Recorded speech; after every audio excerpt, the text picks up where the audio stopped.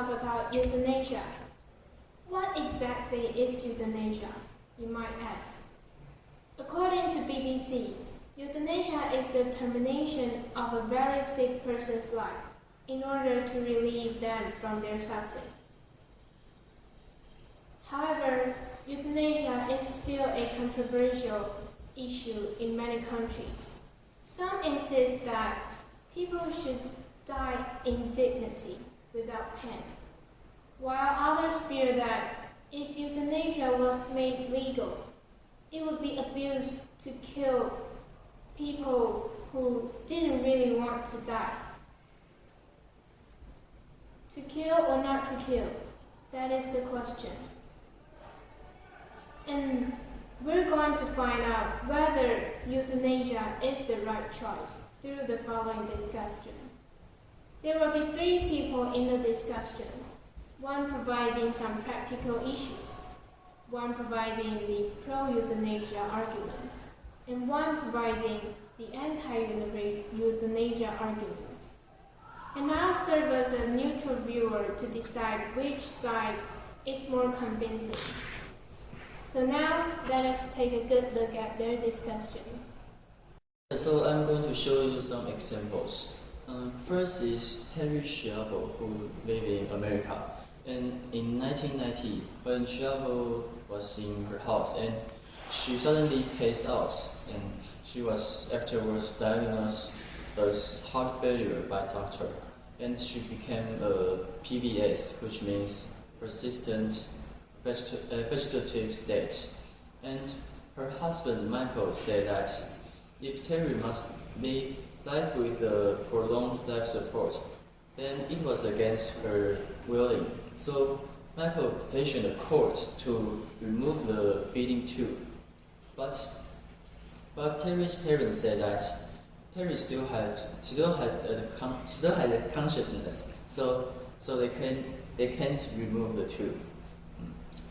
In 2001, the court said that the tube must be removed, but since Terry's parents appealed to the court, so the feeding tube was soon reinserted.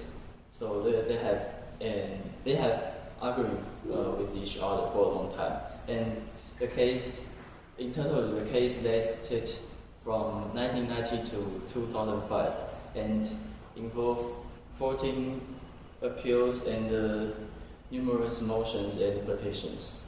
So from this example, we can have something to discuss. First, how do we define consciousness?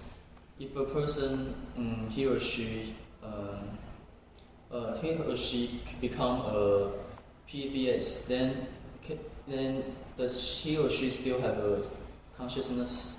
And if someone fall into a state of unconsciousness, then can other people decide whether he or she can live on or to die for him or her? Now, I'm going to answer 2 questions from Daniel.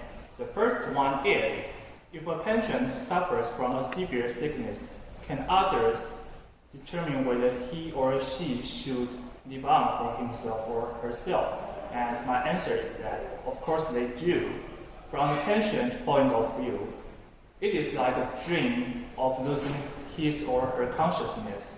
And the first thing after they wake up is that physically they will find that they can't get control over their limbs well. So it will take them years to recover. That means it is the first obstacle ahead of them. Second, mentally, they will find that the world has become totally strange to them. You can imagine if a farmer falls asleep and he found the sky filled with airplanes after he wakes up. That will be a total shock to him.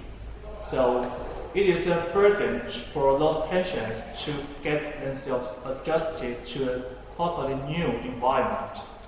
The last one is they will have mentally discomfort.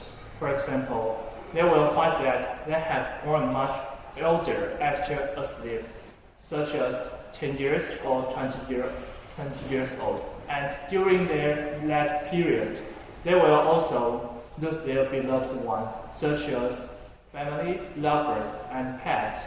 So maybe they can't just accept that truth and then become totally disappointed toward the world and finally choose to commit suicide. And from the family's point of view, it is a burden to them. Namely, they live in a world full of uncertainty and weak hope. Day by day, they suffer from great disappointment. Finally, they lose the positive attitude toward life, not to mention touching a pension by their love. In addition, taking care of this kind of pension costs a lot of money, so it will lead the whole family to an extremely hard situation. To sum up, taking euthanasia is a salvation to both sides. Question. My opinion is no, they can't decide for him or her. First, people look at things from their own perspective. They may see life with a disability as frustration and suffering. They may even see people with disabilities as inferior. Second, family may not want to take responsibilities to take care of their patients. They may want to save money for the patient's medical care, or each family member may take a different stance based on their own interests instead of the patient's. Third, euthanasia is more commonly used for older people, and in the United States, for Black people, alcohol abusers, non-English speakers, and people infected with HIV. This suggests that doctors have stereotypes of who is not worth saving. Also, medical care costs lead to kill patients to save money or free up beds. Example I want to show you is Vincent Humbert, who live in France. And in 2000, Vincent encountered a traffic accident in highway, so he was totally paralyzed, and he cannot even have a talk. But there was no any damage to his brain, so he still had a state of consciousness. But since he can move and he can talk to others, so the only way to communicate is to tap his thumbs. And in 2002, he used such way of communication to write a letter to contemporary French president and say that he wants to die, and he asked for euthanasia. But the request was denied by the president. And his mother wanted to fulfill Vincent's willing. So in 2003, his mother injected a dose of anesthetic for Vincent. And this dose of anesthetic resulted in Vincent's unconsciousness and resulted in his death 2 days after. And from this example, we can see a comparison to example 1. That is, if a person suffering from serious sickness, physical sickness, but he or she still have a state of consciousness, then can he or she determine whether to live on or die for himself or for herself? So there are two situations, and the following two people will show you the major perspective for this situation, these two situations, from both affirmative side and negative side. The second question is, if suffering from a severe sickness but still having consciousness, does human being has the right to decide whether he should live or die? And my answer is yes, they have the right. Because now that we have the right to live, surely we have the right to die. everyone has the right to decide how his life should be.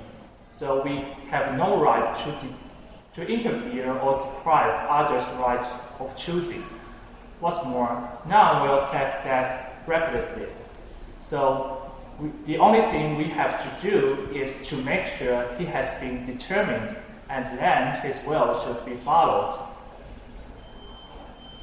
After all, even if we force him to live, he will only turn out to be a walking dead because he has lost the motivation of living, and that can't be called life. For the second question, my opinion is no. Patients don't have right to decide whether to live or die. Because a patient may ask for euthanasia or feel obliged to ask for it when it isn't in their best interest.